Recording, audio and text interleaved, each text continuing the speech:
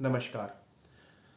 मैं आज बात करूंगा वास्तु की शुरुआत कैसे होती है। बेसिक वास्तु चीज़ें हमने पिछले 3-4 वीडियो डाली हैं जिसमें हमने बताया है कि वास्तु के मिथ कैसे, कौन से मिथ होते हैं, मेन गेट का कलर कौन सा होता है, आपको वास्तु में देखने में क्या चीज़ें चाहिए। ये एडवांस वीडियोस हैं।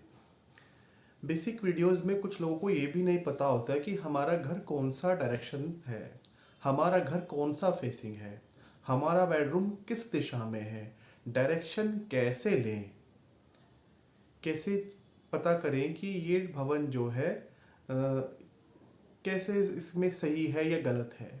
ये कुछ चीज़ें हैं जिस पे आज मैं बात करूँगा कि शुरुआत से ही वास्तु कैसे होती है।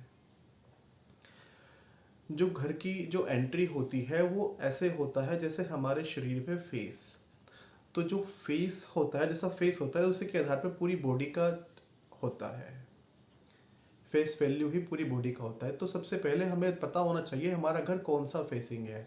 जब हम घर से बाहर निकलते हैं जो सामने दिशा होती है वही दिशा घर की फेसिंग कहलाती है। उस दिशा की जो ऊर्जाएं हैं वो उस घर के अंदर आती हैं, इसीलिए वो सबसे इम्पोर्टेंट पार्ट है।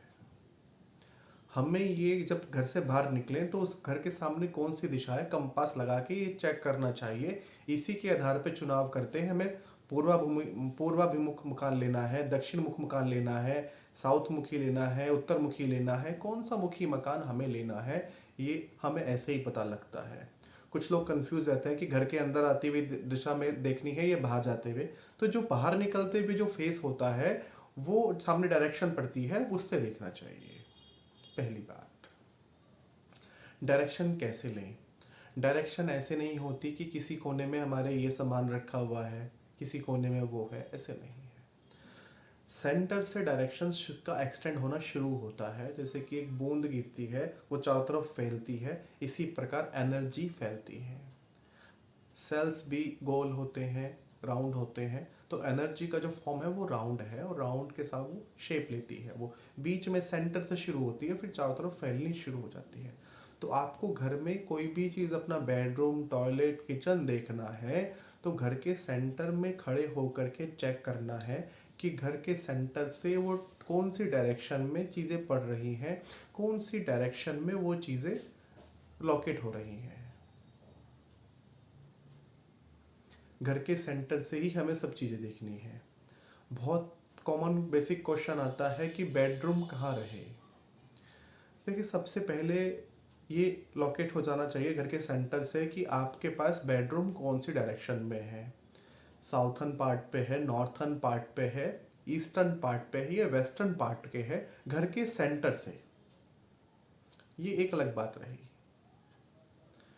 सेकंड, जिस भी पार्ट में आप रहेंगे उसके आपको साउथर्न पार्ट, उसके उस रूम के, अब उस रूम के साउथर्न पार्ट में आपको पैर नहीं करना है, ये सबको पता है। लेकिन उस कमरे के, अब उस कमरे के साउथर्न पार्ट पे पैर नहीं रखना होता। सबसे बेस्ट होता है कि साउथर्न पार्ट पे हम अपना हेड रखें और नॉर्थर्न पार्ट पे हमारा वो रहे।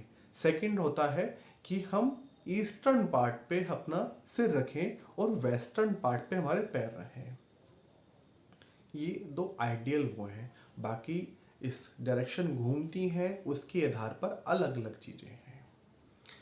घर के सेंटर में खड़े होकर के ये देखना है कि हमारा कोई पार्ट एक्सटेंडेड है या कटा हुआ है, कट जोन में है। इससे जो डायरेक्शन कट जाएगी उसके रिजल्ट हमें नहीं मिलते, उसके कारण प्रॉब्लम्स आती हैं। और जो बढ़ जाता है वो ओवर हो जाता है। तो बैलेंस होना चाहिए। कौन सा भाग ऊपर होना चाहिए, कौन सा भाग नीचे है, ये भी घर के सेंटर से ही पता लगता है। तो जो भी कोई डायरेक्शन लेनी है वो घर के सेंटर से ही लेनी है। कोई भी चीज़ें ऐसे नहीं है आप, मैं तो जो है इस कोने में बैठा हूँ, साउथर्न पार्ट में बैठा हूँ, वो आपको साउथर्न लगेगा लेकिन इट में पॉसिबल वो साउथ वेस्ट हो या साउथ ईस्ट हो। आपने लेकिन साउथ कह दिया, लेकिन साउथ के भी दो भाग हम बेसिक करेंगे तो साउथ ईस्ट होगा या साउथ वेस्ट होगा। इसीलिए आपको कोई भी डायरेक्शन घर के सेंटर से लेनी है। हमारी और भी वीडियोस हैं जिसमें वास्तु के मिथ और कौन सा मेन गेट पे कलर होना चाहिए और कैसे बेसिक वास्तु चीज़ें जो पता लगे कि हमारा घर सही है, पॉजिटिव है, नेगेटिव है, आप उनको भी देखें, लेकिन ये बीच में डायरेक्शन लेने के बाद। वीडियो कैसी लगी आप हमें ज़रूर बताइए, अपने विचार शेयर करें। नमस्कार।